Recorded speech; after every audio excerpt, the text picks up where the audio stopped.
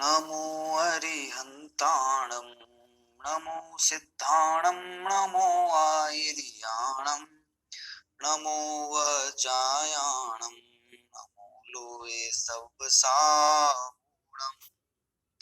मोक्षमार्गस्य नेतारं नेतारं कर्मभूभृतां ज्ञातारं विश्वतत्त्वानां वन्दे तद्गुणलब्धये। वीतरागी अनंत परमेष्ठी तीर्थंकर भगवान द्वारा बताया हुआ ये वीतराग मार्ग है, जिस पर चलकर ये जीव अनादि की दुख संतति का नाश करके और शाश्वत सुख को प्राप्त करता है। ये भगवान महावीर की दिव्य देशना जो आचार्य उमा स्वामी देव ने 10 अध्यायों के माध्यम से जैन धर्म का सार या तत्वार्थ सूत्र ग्रंथ के माध्यम से प्रस्तुत किया है, और हम उसका स्वाध्याय करके जैन दर्शन के सार को समझने का प्रयास कर रहे हैं। 7वां अध्याय यहाँ चलता है, जहां पर शुभाश्रम की चर्चा की और उसके अंतर्गत व्रतों की चर्चा की, है ना। व्रती मिथ्या दर्शन से रहित जो सम्यक दृष्टि व्रती गृहस्थ और साधु है ना, किस प्रकार वे चरित्र के पथ पर अग्रसर होते हुए और मोक्ष पथ पर आगे बढ़ते हैं, वो चर्चा यहाँ पर है। यद्यपि शुभ भावों का निमित्तक होने से, है ना, ये सब आश्रव ही है, तथापि इन क्रियाओं को करता हुआ ये जीव, है ना, क्योंकि वो सम्यक दर्शन पूर्वक करता है तो अपने पाप का संयमन करता है और होती हुई इन क्रियाओं से भी स्वयं को विरक्त मानता हुआ मोक्ष पथ पर आगे बढ़ता है, और फिर बाद में इस सब प्रकार के योग का भी वो निरोध करता है। 7वें अध्याय के अंदर व्रती किसे कहते हैं ये हमने देखा कि मिथ्यात्व, माया और निदान, 3 प्रकार के शल्य से जो मुक्त है वह वृत्ति है। उसके अगारी और अनगार ये 2 भेद हैं, है ना। जो गृहस्थ अनुवृत्ति है वह अगारी है, और जो सन्यासी वनवासी महाव्रती है वह साधु है। उसमें जो अगारी है ना, अनुव्रती अगारी है, गृहस्थ है, वो कौन है और उसके क्या क्या व्रत हैं, वो चर्चा आगे आने वाली है। तो आइए अपन चलते हैं।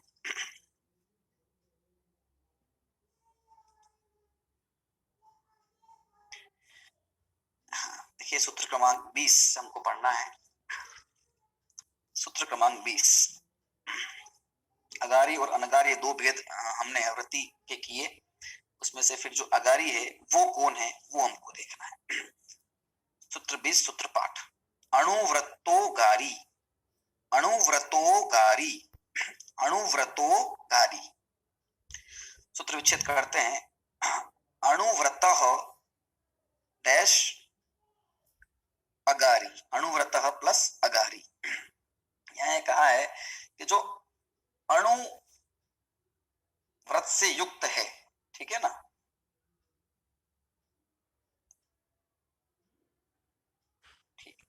जो अणुव्रत से युक्त है, अणुव्रत का धारी है, वो अगारी है, ठीक है। सूत्रार्थ अणुव्रतों का धारी अगारी है। अणुव्रत क्या है कि हिंसादि जो 5 पाप हैं, उन पाप से अणु मतलब होता है सूक्ष्म, है ना, अणु मतलब होता है छोटे, थोड़े रूप में, ठीक है। तो 5 पापों से थोड़े रूप में विरति होना, थोड़ी विरति होना मतलब पूरी विरति नहीं होना, पूरा त्याग नहीं होना, 5 पापों का एक देश त्याग होना, उसका नाम है अणुव्रत। और जो इन अणुव्रतों का धारी होता है उसे अगारी कहा जाता है। इसे हम पंचम गुणस्थानवती श्रावक कहते हैं, इसे गृहस्थ श्रावक कहा जाता है, ठीक है, जो बाद में महाव्रत धारण करता है।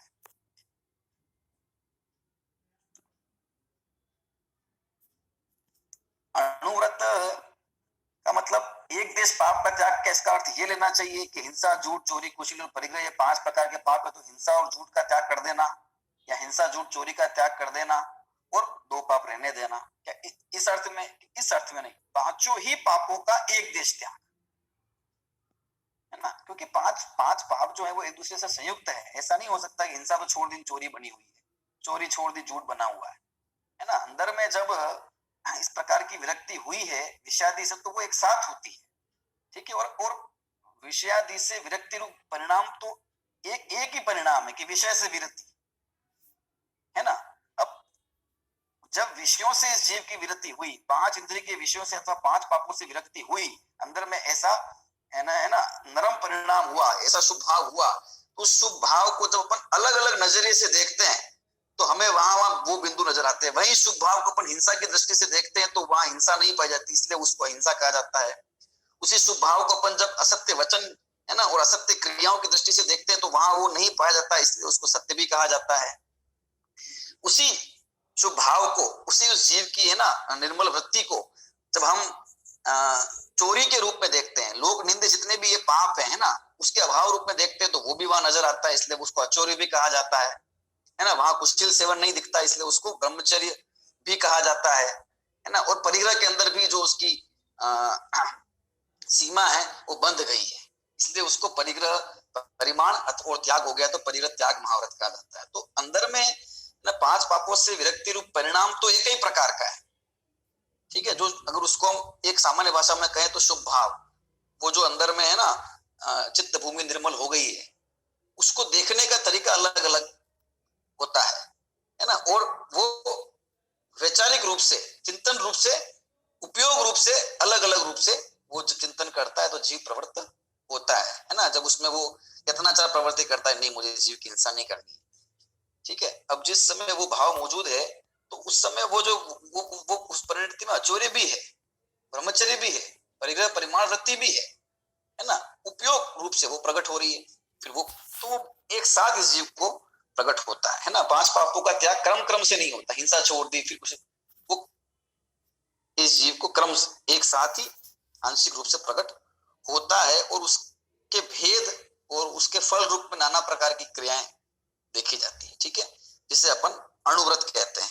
5 पापों का, इसलिए पांचों का एक देश त्याग होना है ना, 5 में से किसी का त्याग होना नहीं, पांचों का ही एक देश त्याग होना। एक देश त्याग होने का मतलब पूर्ण रूप से त्याग नहीं हुआ है। पूर्ण रूप से त्याग नहीं हुआ इसका मतलब क्या, कि पूर्ण रूप से त्याग नहीं हुआ इसका मतलब सकल संयम प्रकट नहीं हुआ है, महाव्रत प्रकट नहीं हुआ है ना। आवश्यकता अनुसार उसमें जितनी चरित्र की कमजोरी है उसके हिसाब से आवश्यकता अनुसार अभी उसमें हिंसादी दोष रह गए है ना। जैसा मुंडराजों को संपूर्ण निवृत्ति हो गई, अभिप्राय से पूरी तरह चला गया, आवश्यकता महसूस नहीं होती एक भी चीज की, ठीक है। तो वे पूरी तरह, यद्यपि वे आहार ग्रहण करते हुए देखे जाएंगे है ना कहीं किसी निवास स्थान करते हुए देखे जाएंगे, फिर भी अंदर से पूर्ण रूप से विरक्ति हो चुकी है, ऐसी विरक्ति नहीं है। इसलिए लेकिन ऐसी प्रवृत्ति भी नहीं है ना, जैसे अवृत्ति की अथवा मिथ्या दृष्टि शावक की है, इसलिए उसको एक देश विरक्ति वाला नाम दिया है। और जो कि 2 कषाय चौकड़े के अभाव पूर्वक होती है जीव को ऐसी परिणति है ना। वो 3 कषाय का चौकड़े का अभाव होने पर वह पूर्ण विरत होता है, ठीक है। इसे हम संयमा संयम है ना, देशवृत्ति, पंचम गुण वृत्ति, श्रावक, अणुवृत्ति, ये सब कहते हैं। तो 5 प्रकार के अणुव्रत हम जानते ही हैं। 5 पापों के एक देश अभाव रूप है ना, हिंसा के एक देश अभाव रूप अहिंसाणुव्रत है, असत्य के एक देश अभाव रूप सत्याणुव्रत है, चोरी के एक देश अभाव रूप अचौर्य अणुव्रत है, कुशील के एक देश अभाव रूप ब्रह्मचर्याणुव्रत है, और परिग्रह के एक देश अभाव रूप परिग्रह परिमाण अणुव्रत है। अब एक देश का क्या अर्थ ग्रहण करना है वो अपन को समझना है ना। एक देश की क्या सीमा है, क्या सबके लिए अलग अलग है, क्या अलग अलग नहीं है, सबके लिए वो एक है, एक जैसी है ना। ऐसा यथायोग्य अपने गति के अनुसार यहाँ जहां वो रहता है उसके अनुसार भी अंतर हो सकता है, लेकिन उसके अंदर जो नियमन है, संयमन है, वो किसी को बहुत ज्यादा छूट है, किसी को है ना कम, इस प्रकार से नहीं है ना। देखिए अहिंसा अणुव्रत, देखिए संकल्प हिंसा का त्याग हो चुका है, संकल्प पूर्वक त्रस है ना, संकल्प पूर्वक त्रस हिंसा का त्याग हो चुका है, ठीक है। और जो स्थावर हिंसा है, इसमें मूल रूप से एक देश बना क्या है कि त्रस हिंसा को त्याग वृथा थावर न सहार है, कि त्रस हिंसा का तो त्याग हो चुका है पूरा है ना। चौथी ढाल में सब बताया विस्तार से है ना, वृत्ति के फेडला में भी। और स्थावर जीवों की भी व्यर्थ में हिंसा नहीं करता है, जहां आवश्यकता नहीं हो वहां हिंसा। बाकी त्रस जीवों की तो संकल्प पूर्वक इसका त्याग, जो त्रस जीव है ना नजर आते हैं जिनकी रक्षा जीवन की जा सकती है, इस प्रकार के त्रस जीव, ठीक है। वो बाकी का अभिप्राय में तो छूट ही गया है उसका। और स्थावर जीवों की भी वृथा वे बिना फालतू के वो हिंसा नहीं करता है ना। लेकिन अभी उसका इतना तो करना होगा, इतना तो करना, इस प्रकार की चरित्र कमजोरी है कि भोजन तो पकाना ही पड़ेगा, गृहस्थ तो व्यापार तो करता ही है, तो उसमें फिर हिंसा तो होती है जीव की, ठीक है। तो वहां भी तरस हिंसा का तो पूर्ण रूप से त्यागी है, लेकिन स्थावर हिंसा का अभी उसको त्याग नहीं हुआ है, अंदर में इतना परिणाम उसका निर्मल नहीं हुआ है। लेकिन वहां भी जरूरत और आवश्यकता होने पर ही इस प्रकार की प्रवृत्ति उसकी होती है, अन्यथा वहां भी वो त्याग करता है। इस प्रकार इसका अनुव्रत हो गया। सत्य अनुव्रत के अंदर देखो, सत्य के अंदर वचन की मुख्यता से बात की गई है। स्नेह, बैर, मोह, भय के वश असत्य कहने का है ना, प्रेम के वश, क्रोध के वश, किसी से झगड़ा हो गया बैर के वश, है ना, मिथ्यात्व के, भय के वश, डर के मारे, इस प्रकार से असत्य वचन नहीं बोलता। कोई कितना भी भयभीत करे तो सत्य मार्ग से विचलित नहीं हो जाएगा, ये मतलब हुआ इसका, है ना। या प्रेम या करुणावश, करुणा के कारण, ठीक है, सत्य को भी झूठ कह देगा या असत्य को भी सत्य कह देगा, ऐसा नहीं है। चाहे वो प्रेम अपने पुत्र से हो, पत्नी से हो, किसी से भी हो, है ना। किसी से कोई झगड़ा है, बेर है, तो इस कारण से, है ना, उल्टी शिक्षा दे देगा या गलत बता देगा, इस प्रकार का जो व्यवहार है, ये ना स्थूल जो असत्य है, इसका वो त्याग कर देता है पूरी तरह से। फिर उसका फल कुछ भी हो जाए, है ना। अब भय, मृत्यु का भी कोई भय दिखा देवे तो भी मैं सत्य वचन नहीं बोलूंगा, जिनवाणी के विरुद्ध नहीं जाऊंगा, है ना। इस प्रकार की कठोरता, ये तो सम्य दृष्टि नहीं हो ऐसे भी भद्र श्रावक की हो जाती है, तो इसके तो होगी ही होगी। तो भयवश, किसी डर के कारण असत्य वचन नहीं कहेगा, है ना। तो इस प्रकार असत्य वचन का उसका एक देश रूप से त्याग हो जाता है, ठीक है ना। लेकिन पूर्ण रूप से, सर्वदेश रूप से त्याग नहीं होता। यथायोगी का ना, जो जितनी कमजोरी है उस अनुपात में, है ना, इन पापों का सद्भाव उसको पाया जाता है, ठीक है। तथापि संकल्प पूर्वक जानबूझकर वो किसी भी तरह के पाप में उसकी प्रवृत्ति नहीं होती। आचौर्य अनुव्रत देखें अपन, बिना दिया हुआ दूसरों के द्रव्य को ग्रहण करने का त्याग, दूसरों के जो, है ना, बिना दिया दूसरों के द्रव्य को, जल मृतिका बिन और ना ही कछु कहे अदत्त, ऐसा आता है ना। जल, मिट्टी, वायु जैसे सार्वजनिक वस्तुओं को छोड़कर बाकी दूसरी कोई भी चीजें किसी दूसरे के बिना दिए हुए किसी हालत में भी ग्रहण नहीं करता है, ठीक है। इस प्रकार का उसका प्रवृत्ति होती है। तो ये यहाँ पर वो चोरी से भी बचता है, उसका भी एक देश त्याग करता है। ब्रह्मचर्य अनुव्रत के देखिए, स्वीकारी या बिना स्वीकारी पर स्त्री के संग, स्व स्त्री के संग, अगर बाह्य में ब्रह्मचर्य का धारी नहीं है तो गृहस्थ होगा तो, है ना, विवाह भी किया होगा, तो अपनी जो स्त्री है, स्व स्त्री, है ना, धर्माचरण पूर्वक ब्याही हुई जो स्त्री है, उसके संग रहना, ठीक है, और अन्य समस्त का त्याग करना, बाहर से भी, और ये सब जो है, ये सब भावों के स्तर पर भी है, उसके भाव में निर्मलता इस प्रकार की आई है, ठीक है। लेकिन अन्य जगत की स्त्रियों के प्रति उसके मोह का भाव कम हुआ, लेकिन स्व स्त्री के प्रति तो शेष है, इसलिए एक देश पढ़ना है यहाँ, है ना। एक देश पढ़ना इसलिए कि स्व स्त्री के प्रति तो है ना, सारी दुनिया की स्त्रियों के प्रति तो उसके मन में इस प्रकार की भावना नहीं है ना, तो वो वहां पे, और कहा ना, सिर्फ स्पर्श इंद्रिय के विषय की बात ही, पांचों इंद्रियों के विषय की बात है, वहां उसका, है ना, सीमित करता है अपने आप को। और परिग्रह परिमाण व्रत, परिग्रह का परिमाण कर देता है ना, स्वेच्छा से, अपनी इच्छा पूर्वक जितने परिग्रह की वस्तु, हम देखो परिग्रह दो प्रकार के, अंतरंग और बहिरंग परिग्रह। तो देखो जो अंतरंग परिग्रह है, अंतरंग परिग्रह के अंदर तो कोई बुद्धिपूर्वक परिमाण होता नहीं, मिथ्यात्व का क्या परिमाण करना है ना, इतना मिथ्यात्व रखेंगे और इतना नहीं रखेंगे, ऐसा हो सकता है कि नहीं। क्रोध का परिमाण क्या करोगे, इतना गुस्सा तो करूंगा, इतना नहीं करूंगा, है ना। हास्य का परिमाण क्या हो, इतना हंसूंगा, इतना नहीं हंसूंगा, इस बात पे हंसूंगा, इस बात, किसी के ऊपर नहीं हंसूंगा, ठीक है, लेकिन मेरी इच्छा होगी तो मैं, है ना, व्यायाम योग करते हुए जोर जोर से हंसूंगा। तो ये कषाय का क्या परिमाण होगा, कषाय तो परिमित हो जाती है अपने आप, और मिथ्यात्व का तो परिमाण होता नहीं, मिथ्यात्व तो या तो है या नहीं है। तो पहला जो परिग्रह है वो मिथ्यात्व है ना। इसलिए जो ये जितने भी पापों का परिमाण करने की बात की गई है, ये पापों को परिमित करने की बात सब बहिरंग की अपेक्षा है ना। और अंतरंग की अपेक्षा बात करें तो दो कषाय चौकड़ी का भाव में जितनी उसको वितरकता प्रकट हो गई, बस वही उसके पापों का अभाव। और रही बात मिथ्यात्व की, तो मिथ्यात्व तो सबसे बड़ा पाप है, तो मिथ्यात्व तो पूरा ही जाएगा, थोड़ा रहेगा, है ना। और चाहे वो शायिक हो, उपशमिक हो, या चाहे सम्यक तो कोई भी हो, लेकिन मिथ्या तो पूरा जाएगा, मिथ्या तो अंश नहीं रहेगा शेष, है ना। तो मिथ्या तो पहला तो मिथ्या वो तो पूरा ही जाएगा, और शेष ये भी जो अंतरंग परिग्रह है, इनमें भी बुद्धिपूर्वक परिमाण नहीं हो सकता इतना क्रोध करना, वो तो अबुद्धिपूर्वक सहज उसके अंदर में निर्मलता, उसके कारण से दो कषाय चौकड़ी जितना संबंधी क्रोध मान माया लोभ और कषाय गई है, तो बाकी उसकी शेष दोनों कषाय शेष है। तो वो नहीं, यहाँ बात है बहिरंग परिग्रह के परिमाण करने, क्योंकि बुद्धिपूर्वक किया गया व्रत और आचरण है, और यहाँ सब बात बाह्य की अपेक्षा की जा रही है ना। समझ लीजिए वचन और क्रिया की अपेक्षा, मन वचन काय की क्रिया अपेक्षा की जा रही है, ठीक है। तो यहाँ बुद्धिपूर्वक वो परिमाण करता है, कहा कि बाहर के जो 10 परिग्रह कहें, धन धान्य दास दासी रुपया पैसा, है ना, सोना चांदी, है ना, जो हमने पहले देखे थे वो सब, है ना, 10 प्रकार के परिग्रह कहो या ज्यादा भी कह दो, जितनी बाह्य वस्तु अपन से संबंध रखती है वो सारी, उसमें परिमाण करने का मतलब क्या, उसमें परिमाण जितनी अपने जरूरत की वस्तुएं हैं, वो कौन निर्णय करेगा कि कितनी वस्तुएं जरूरत की है, वो निर्णय वो स्वयं करेगा, वो जीव, कि इसकी जरूरत कितनी है, ठीक है। और उसका निर्णय कैसे किया जाएगा, उसका निर्णय इस प्रकार से उसका निर्णय एक तो स्वशक्तिवश किया जाएगा, और दूसरा जीवन के लिए जो आवश्यक वस्तुएं हैं कि जिसके बिना मरण न हो जाए, ऐसी जो वस्तुएं हैं वहां उतनी अपनी शक्ति को देखते वहां तक वो परिमित करते जाएगा वस्तुओं को, और वो उसको निरंतर बढ़ाता ही जाएगा, उसका परिमाण बढ़ता ही जाएगा। ऐसा नहीं एक बार ले लिया वही रहेगा जीवन भर, वो जैसे जैसे अंदर विशुद्धि बढ़ेगी, चरित्र मजबूत होता जाएगा, तो वैसे वैसे बढ़ता जाएगा, ठीक है। अगर ऐसा नहीं हो तो उतना भी रहे।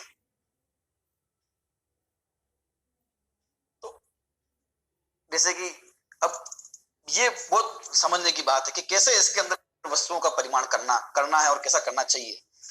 कई बार रुपए पैसे का परिमाण कर लेते हैं, क्योंकि धन धान्य कहा है ना, तो धन धान्य के परिमाण के अंदर रुपए पैसे का परिमाण कर लिया जाता है। रुपए पैसे का परिमाण कैसा कर लिया, जैसे कि आज ये रुपए पैसे का परिमाण कर लिया कि भाई मैं जो है तो 20 लाख रुपया मेरे पास रखूंगा, ठीक है, फिर 20 लाख रुपए से एक पाई ज्यादा अपने पास में नहीं रखूंगा, ये एक निर्णय कर लिया मन में कि इससे ज्यादा मुझको नहीं रखना है ना। इससे ज्यादा होगा तो क्या, इससे ज्यादा जो कुछ भी होगा तो मैं दान कर दूंगा, या जो भी होगा मैं दम नहीं होने दूंगा, ठीक है, इस प्रकार का परिमाण कर लिया, ठीक है। अब क्योंकि अब परिग्रह परिमाण व्रत ले लिया है, और है ना थोड़ा व्रत जैसी अवस्था हो गई है, व्रत करने की बहन में परिणति हुई है, तो बाहर में व्यापार धंधा करने का विचार भी क्या होता है, कम हो जाता है, सीमित हो जाता है। उसमें क्या विचार आता है, ठीक है अभी करना पड़ रहा है, इतना करके इतना मेरा इकट्ठा हो जाए एक बार, फिर मैं छोड़ दूंगा, ठीक है। अभी जीवन कैसे चलेगा, जीवन पराधीनता तो नहीं होगी ना, किस प्रकार की, ठीक है मैं तो सब छोड़ छाड़ के और सफेद चंद्र ओढ़ के और ब्रह्मचारी बन के घूमूंगा, समाज मेरा खर्चा वहन करेगी, है ना, मेरी रोटी पानी की व्यवस्था, इस सोच के साथ तो नहीं कुछ किया जा सकता ना। ये अभी तो गृहस्थ है, तो गृहस्थ का मतलब है घर में रहने वाला, कमाने वाला, कमा के खाने वाला, सिर्फ खाने वाले की बात नहीं, ठीक है, वो कमाएगा भी और खाएगा भी, और स्वाधीन वृत्ति होगी वहां पे उसकी, ठीक है। और जब बाहर में मुनि बन जाएगा तो भी पराधीन नहीं होगा, वो भी स्वाधीन ही है, अब उसको उस प्रकार की स्वाधीनता है, वहां भी पराधीनता नहीं है भोजन संबंधी।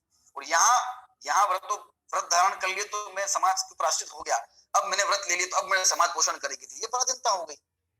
तो कमाएगा वो, उसमें कोई दिक्कत नहीं, लेकिन आजीविका कैसे करेगा, न्याय है ना, जिसमें हिंसा कम, इस प्रकार की आजीविका करेगा। फिर जैसे जैसे उसका त्याग हुआ तो अभी मन बन गया कि ठीक है इतना पैसा मैंने कमा लिया, 20 लाख रुपए का मैंने एक ले लिया, है ना, रुपए पैसे की अपेक्षा बात करें परिग्रह के अंदर, अब ले लिया तो अभी क्या करेगा, वो पैसा जो है उसको एफडी बनाएगा बैंक में, है ना, कुछ ऐसा ही करेगा, जिससे जो भी होगा उसका ब्याज मिलता रहेगा, अथवा जो भी है, अथवा नहीं भी कुछ करेगा तो पड़ा हुआ है तो उसमें से थोड़ा थोड़ा निकाल के खर्च करता रहेगा।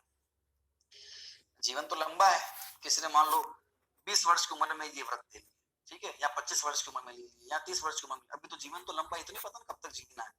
जैसे धीरे धीरे क्या होता है, धीरे धीरे महंगाई बढ़ती जाती है ना, आज से 25 साल 30 साल पहले क्या भाव था सोने का, और आज क्या भाव हो गया, है ना, कई गुना हो गया।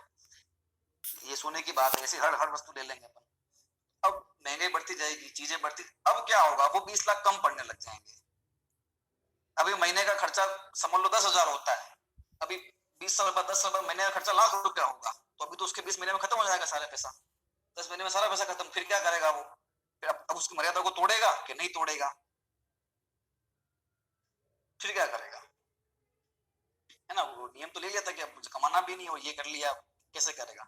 तो अगर रुपए पैसे की अपेक्षा को नहीं देखते हुए व्रत इस प्रकार के लिया जाए, वस्तु उपभोग की, जो वस्तु की रुपए पैसे से भी आनी तो वस्तु ही है, तो वस्तुओं का परिमाण करें, क्षेत्र का परिमाण करें। क्षेत्र का परिमाण करें मतलब क्या, घर, जिससे कि घर घर की अपेक्षा देखें ना, क्षेत्र वास्तु, एक घर में रहूंगा, है ना, उससे उससे ज्यादा मैं अपने पास नहीं रखूंगा, वो मेरा नहीं है, मेरा जो है ना, वो मेरा एक घर, बस इससे ज्यादा मैं नहीं करूंगा।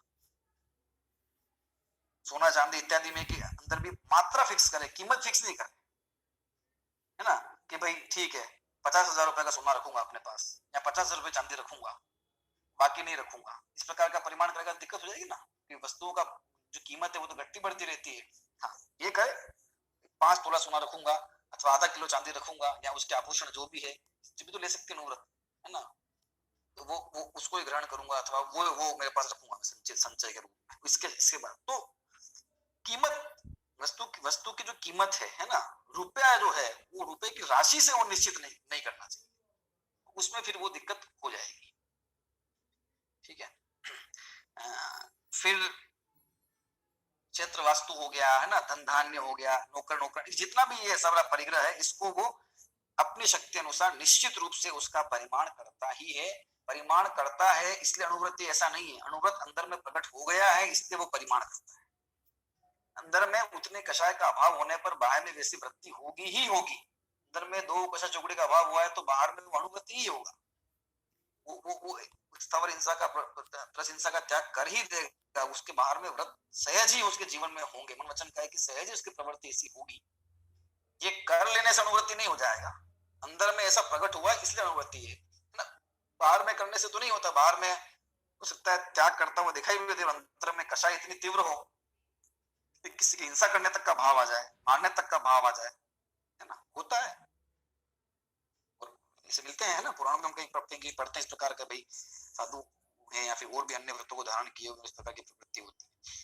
ठीक है, तो ये है अनुव्रत। ठीक है, तो पूरी तरह से त्याग नहीं हुआ। हमने देखा है पांचों पापों का पूरी तरह से त्याग, अपनी आवश्यकता अनुसार, अपनी शक्ति अनुसार, अपनी चारित्रिक कमजोरी के अनुसार कुछ हिस्सा उस पाप का शेष रहा, लेकिन उसको छोड़ने का अभिप्राय है। पहली बात तो ये जो ग्रहण है उसके प्रति ऐसा नहीं कि इतना तो करना, इतना तो मैं करूंगा, ऐसा आग्रह नहीं है। आग्रह होता तो फिर वो थोड़ा भी क्यों छोड़ता। जिसको आग्रह है वो तो कुछ नहीं छोड़ेगा ना, उसको लगेगा ये तो करना ही पड़ेगा, इतना तो करना ही पड़ेगा, ये तो नहीं छोड़ सकते, है ना। उसने तो छोड़ा है, इसका मतलब वो जानता है कि इसके बिना भी मेरे जीवन चलेगा, है ना, इसलिए मैं इतना तो छोड़ता हूँ। अपने चरित्र, जितनी उसके चरित्र का विकास हुआ, जितनी कमजोरी शेष उतना रह जाता है, और अंदर में, है ना, शक्ति की वृद्धि होती है, अंदर में और भावना तीव्र होती है, तो फिर वो सब कुछ छोड़ देता है और मुनि बन जाता है। तो ये अंदर से जब इस प्रकार का भाव उमड़ता है और कषाय चुकड़ी का भाव होता है, ये जो मेल होता है निश्चय व्यवहार का, तो फिर जो है वो मोक्ष पथ आसान होता चला जाता है जीव के लिए। तो ये अनुव्रत है ना, व्रति जो अगारी व्रति है, वो जो अनुव्रति है उसको अगारी कहते हैं। और ये 5 प्रकार के अनुव्रतों को वो ये जीव इसका जीवन भर पालन करता है। तो क्या ये 5 इन अनुव्रतों का ये पालन करता है या इसके अलावा और भी कोई व्रत है? देखिए, जब व्रतों की चर्चा हमने की तो जिससे हमारी कषाय मिटे, विषय में प्रवृत्ति मिटे, है ना, हिंसा दिक में प्रवृत्ति मिटे, वो सारा आचरण व्रत ही है। ठीक है, इस अपेक्षा देखें तो अहिंसा व्रत ही है ना, सर्वश्रेष्ठ व्रत है। ठीक है, उसी का जब विस्तरण करते हैं तो ये 5 पाप बनते हैं। थोड़ा और विस्तार करेंगे बाहर में जैसे जैसे बहिरंग की अपेक्षा, है ना, विषय प्रवृत्ति को सीमित करते जाएंगे तो एक निश्चित प्रकार के कार्यों को हमने संयमित या नियमित कर दिया, उसको एक नाम दे दिया। फिर एक अन्य प्रकार के कार्यों को नियमित या संयमित कर दिया, उसको एक नाम। जैसे कि क्या करता है मनुष्य, खाता पीता है तो खाने पीने में संयम कर दिया, उसको अपन ने एक व्रत के रूप में डाल दिया, है ना। और क्या करता है, रुपया पैसा कमाता है, कर्म भूमि है क्योंकि, है ना, कर्म भूमि के जीवों के व्रत होंगे, वो भूमि तो होंगे नहीं। ठीक है, तो रुपया पैसा कमाता है ना, धन धान्य कटक, इसको भी इसने सीमित कर दिया।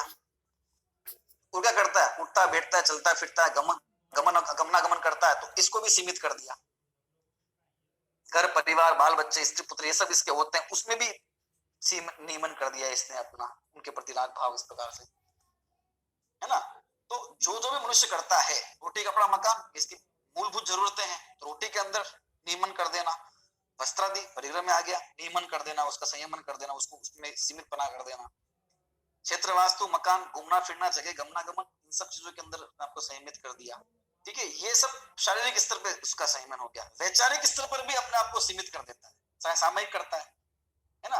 तो मानसिक और शारीरिक स्तर पर ये व्यक्ति जो कुछ भी करता है, बाह्य आचरण, उस सबको संयमित करना, और उस सबके लिए है ना एक अलग अलग अलग व्रत के नाम दिए। मूल क्या है? मूल है अपने उपयोग को परद्रव्य से समेटकर, परवृत्ति से समेटकर, संसार से समेटकर, और अपनी आत्मा की ओर लाना, उसमें स्थिर करना, उसमें स्थिरता की वृद्धि करना, ये है मूल आचरण का। क्योंकि सम्यक चरित्र है ना, तो चरित्र मतलब लीनता, और आत्मा में लीनता, वही सम्यक चरित्र है, वही मोक्ष मार्ग है। तो अपने मोक्ष मार्ग को प्रशस्त करने के लिए अपने आप को सब ओर से अपने आप को संयमित कर देना, सब ओर से अपने राग द्वेष की जहां जहां से जैसे जैसे मिटा रहा है, वैसे वैसे व्रत का नाम आता जाएगा, है ना। इसलिए ये 5 बात बन गई। चोरी से नियमित किया तो सत्यम व्रत हो गया, चोरी इस प्रकार से। ठीक है, तो और भी व्रत हैं, है ना, 12 प्रकार के व्रत कहे हैं श्रावक के। बाकी तो अपनी जो वृत्ति पापों से विरत होती है, वो सबका ही नाम व्रत है। ठीक है, तो 12 प्रकार के व्रत यहाँ कहे हैं। 5 अणुव्रत हैं, ठीक है, 3 गुणव्रत है, और 4 शिक्षा व्रत है। इन गुणव्रत और शिक्षा व्रत को मिलाकर शील व्रत भी कहा जाता है। देखो यहाँ गृहस्थ के व्रत एक लिखा ना, देखो यहाँ पर सबसे चार्ट देखिए पर 5 अणुव्रत, ये मूल व्रत है ना, हिंसादि के त्याग रूप, समस्त पाप क्रिया का पूर्ण अभाव न होने से इन्हें अल्प व्रत कहा जाता है, महाव्रत नहीं कहा जाता। 7 शील व्रत है, इसमें से उत्तर व्रत, ठीक है, गुणव्रत है, और मूल व्रतों की रक्षा के लिए जो 4 प्रकार के शिक्षा व्रत कहे हुए हैं। ठीक है, रक्षा के लिए है ना 7 शील व्रत में 3 गुणव्रत और 4 शिक्षा व्रत लिए हुए, ठीक है ना। और फिर एक संलेखना, ठीक है, समाधि मरण संलेखना, वो भी व्रत में धारण। इस प्रकार से गृहस्थ के 12 व्रत कहे गए हैं और एक संलेखना कहा गया है। ठीक है, तो हम सुनते हैं 12 व्रतों की चर्चा, और है ना 12 व्रत के अतिचार पन ना लगावे, इस तरह पढ़ते ना अपन, तो वो 12 व्रत है।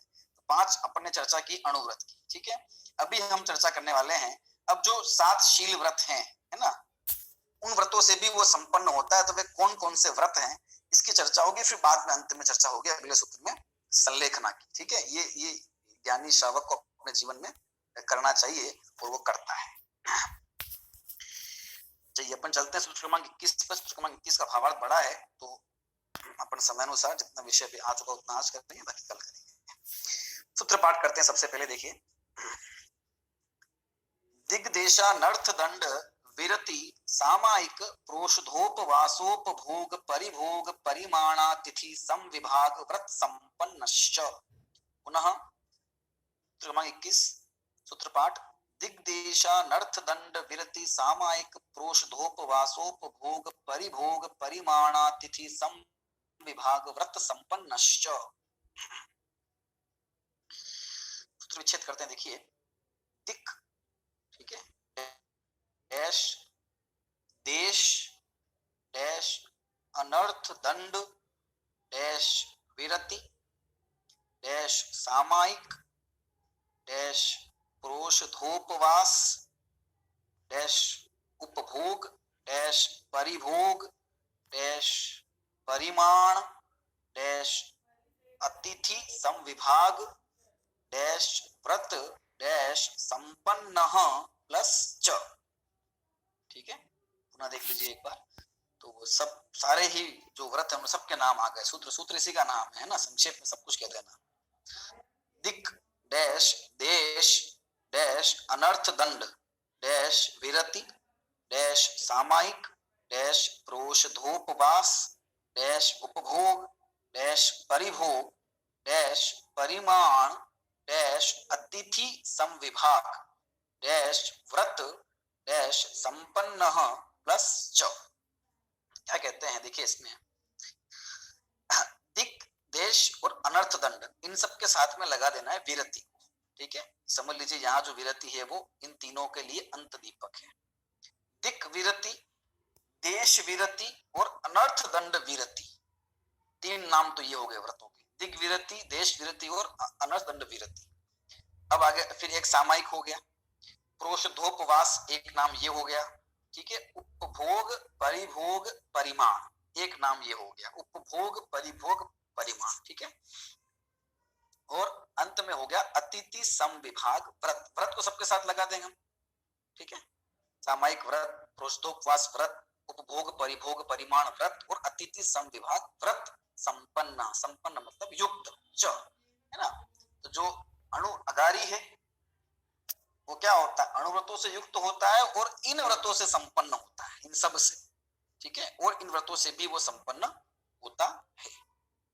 देखिए सूत्रार्थ क्या है, वह मतलब वह अगारी अणुव्रति दिग्विरति, देश विरति, अनर्थ दंड विरति, सामायिक व्रत, प्रोषधोपवास व्रत, उपभोग परिभोग परिमाण व्रत और अतिथि सम विभाग व्रत, इन व्रतों से भी संपन्न होता, ठीक है। ये व्रत है, सब व्रत है, तो निश्चित रूप से पापादिक में प्रवृत्ति का संयमन करने वाले हैं। अब इन सब के अंदर है ना किस किस प्रकार की पाप प्रवृत्ति से ये जीव जो है वो संयमित होगा। हमने बात की रोटी कपड़ा मकान जो मूलभूत आवश्यकता है, इसके अलावा तो जो चीजें हैं उनका तो वो जो व्यर्थ की चीजें वो तो छोड़ ही दी है, वो तो छोड़ ही देगा।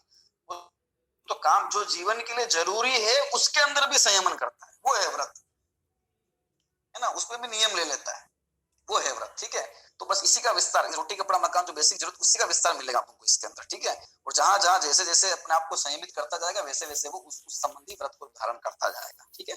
आइए अपन समझते हैं, शब्दों को समझ लेंगे, है तो फिर परिभाषा याद करने की जरूरत नहीं पड़ेगी, उस शब्द से ही उसका अर्थ ख्याल में आ जाएगा, ठीक है ना। सबसे पहले अपन देख लेते हैं, हमने देखा 12 प्रकार के व्रत हैं, कौन कौन से हैं, ठीक है। 5 अणुव्रत हैं, 5 पापों के एक देश अभाव रूप, ठीक है। 7 प्रकार के शील व्रत हैं, इनको 2 भागों में बांट देंगे, 3 गुणव्रत और 4 शिक्षा व्रत। तो 5 3 4, ठीक है। 5 अणुव्रत, 3 गुणव्रत और 4 शिक्षा व्रत, इस प्रकार के ये 12 व्रत इस जीव के होते हैं, प्रति जीव के गृहस्थ वृत्ति के होते हैं। अणुव्रतों की चर्चा हमने की, अणुव्रत किसे कहेंगे, 5 पापों के एक देश रूप त्याग रूप जो प्रवृत्ति है उसे अणुव्रत कहा जाएगा, ठीक है। गुणव्रत और शील व्रत, शील 7 प्रकार के शील व्रत, इसी के 2 भेद कर दिए, गुणव्रत और शिक्षा व्रत। तो गुणव्रत किसका नाम है, जो अणुव्रतों का उपकार करते हैं, मतलब अणुव्रतों के पालन करने में सहायता प्रदान करते हैं, इस प्रकार के जीव की है ना विशिष्ट त्याग रूप प्रवृत्ति, है ना। ये समझ लीजिए कि अणुव्रत का सहायता करने वाले व्रत, है ना, ऐसे व्रत जिससे अणुव्रत और दृढ़ हो और मजबूत हो। तो अणुव्रत तो पालना ही है, ठीक है, उसको मजबूती के लिए और हमें पालन करना, मेहनत करनी, ठीक है। तो वे समझ लीजिए गुणव्रत हैं। और शिक्षा व्रत क्या है, शिक्षा मतलब सिखाने वाले, क्या सिखाने वाले, महाव्रत कैसे पालना है ना, मुनिचर्या कैसे पालनी है, ये सिखाने के लिए जो व्रत हो उसका नाम है शिक्षा व्रत। देखिए मुनि व्रत पालन करने की जिससे शिक्षा मिलती है उसका नाम है शिक्षा व्रत, ठीक है। तो गुणव्रत की अपन चर्चा करते हैं सबसे पहले, फिर अपन शिक्षा व्रत की बात। गुणव्रत 3 है और शिक्षा व्रत 4 कहे गए हैं, ठीक है। ये सब गृहस्थ की चर्चा हो रही है पूरी की पूरी, है ना, अभी मुंडराज चर्चा नहीं चल रही, अभी बात चल रही है गृहस्थ की, ठीक है। गुणव्रत अणुव्रतों का उपकार करने वाले, सबसे पहले दिक, दिक शब्द आया था ना, दिक विरति, देश विरति और अनर्थ दंड विरति। दिक का मतलब होता है दिशा, है ना, दिक शब्द का मतलब होता है दिशा, दिशाओं से विरति करना, दिशाओं में विरति मतलब नहीं रमने का भाव, उसका नाम है विरति, ठीक है। और 10 दिशाओं में, पूर्व पश्चिम उत्तर दक्षिण और ऊर्ध्व और अधो, ये 10 दिशा, इन 10 दिशाओं में अपने गमनागमन की सीमा निर्धारित कर देना और जीवन भर उसके बाहर नहीं जाना। प्रतिज्ञा, व्रत मतलब प्रतिज्ञा, नियम पूर्वक प्रतिज्ञा लेता है व्रत के अंदर, है ना। व्रत मतलब ये नहीं कि बस ठीक है सोच लिया फिर पालन कर लेंगे तो कर लेंगे, मजबूरी आएगी तो छोड़ देंगे, नहीं, है ना। उसका मतलब ये है कि किया है और जितने समय अवधि के लिए किया है, ठीक है, एक समय अवधि के लिए, निश्चित समय अवधि के लिए वो किया गया है तब तक, अगर जीवन भर के लिए तो जीवन भर, ठीक है। तो जो दिग्विरति है वो जीवन भर के लिए होती है जीव की, ठीक है ना। तो देखिए जीवन पर्यंत पूर्वादि 10 दिशाओं में, अब 10 दिशाओं के अंदर, है ना, 10 दिशा गमन प्रमाण ठान तसु सी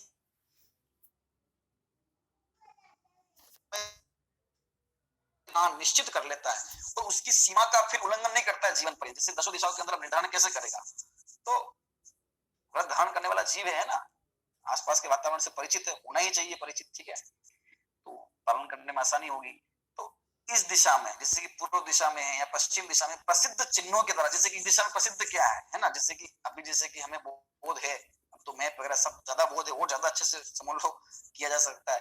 पूर्व में भी है ना, श्रुति के माध्यम से वो सब पता होता था, जीवों को है ना पता करते थे।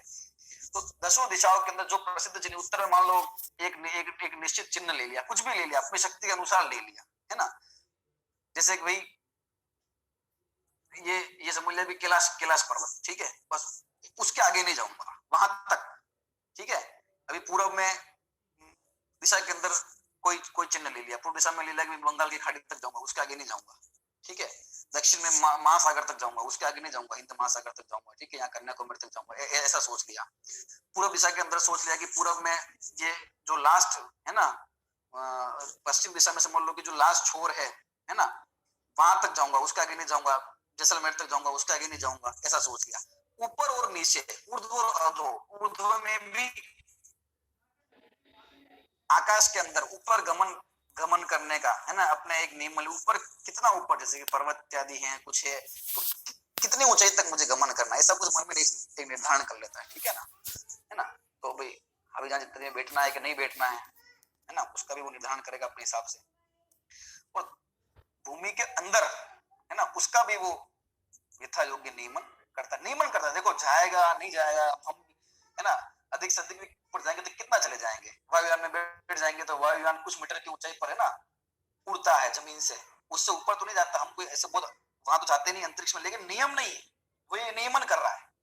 हो सकता है उसके जीवन भर उसको कभी, उसने तो कैलाश पर्वत का नियम लिया, हो सकता है उसके अंदर मान लो मध्य प्रदेश में रहता हो, उसको पंजाब तक भी जाने का काम नहीं पड़े, है ना, मध्य प्रदेश में रह रहा है ना, और उसको कर्नाटक के अंत तक भी जाने का काम नहीं पड़े, कन्याकुमारी तो दूर की बात है, ठीक है, या फिर और महासागर दूर की बात है, आंध्र प्रदेश तक में भी नहीं जाए, ऐसा हो सकता है हो, लेकिन उसने अपने आप को नियमित किया। अब कैसे अपनी शक्ति, उसके बाहर 10 दिशाओं में गमन का प्रमाण निश्चित कर दिया, ये दिग्विरति, उसके बाहर मैं नहीं जाऊंगा, उसके बाहर मैं नहीं जाऊंगा, तो उसके बाहर होने वाला तरस हिंसा का तो त्याग है ही, पर स्थावर हिंसा का भी उसको त्याग हो गया। उसके अंदर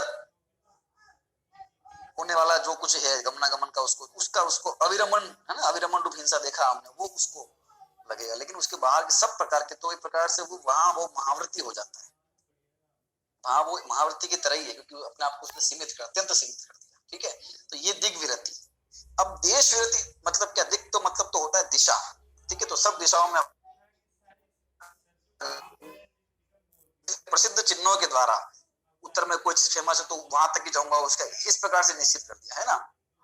अब उसके पास में अगर है ना मापन है, माप सकता है, ठीक है, जैसे कि अभी का समय है, तो अभी तो बहुत एडवांस हो गई टेक्नोलॉजी हो गई, ये सब पता है कि दिशा में कितना, तो किलोमीटर से कर ले, ऐसे भी कर सकता है ना, जगह से कर ले, यहाँ तक जाऊंगा, इधर यहाँ तक जाऊंगा, इधर यहाँ तक जाऊंगा, ठीक है, इस प्रकार से। देश विरति, देश का मतलब होता है जगह, है ना, देश का मतलब स्थान, ठीक है, देश प्रदेश, है ना। तो अब दिग्विरति मतलब उसने दिशाओं के अंदर, 10 दिशाओं के अंदर जो उसने सीमा निर्धारित की थी, उसके अंदर भी जगह निश्चित कर देना, यहां जाऊंगा यहां नहीं जाऊंगा, स्थान निश्चित कर देना, उसमें भी इतनी इतनी जगह, इतने इतने जगह, ये उसने क्या दिग्विरति को और टाइट कर दिया उसने, है ना। दिग्विरति का क्षेत्र खुला हुआ था, कितना जितना उसने बांधा था उतना सारा, उसने कहीं भी कुछ भी।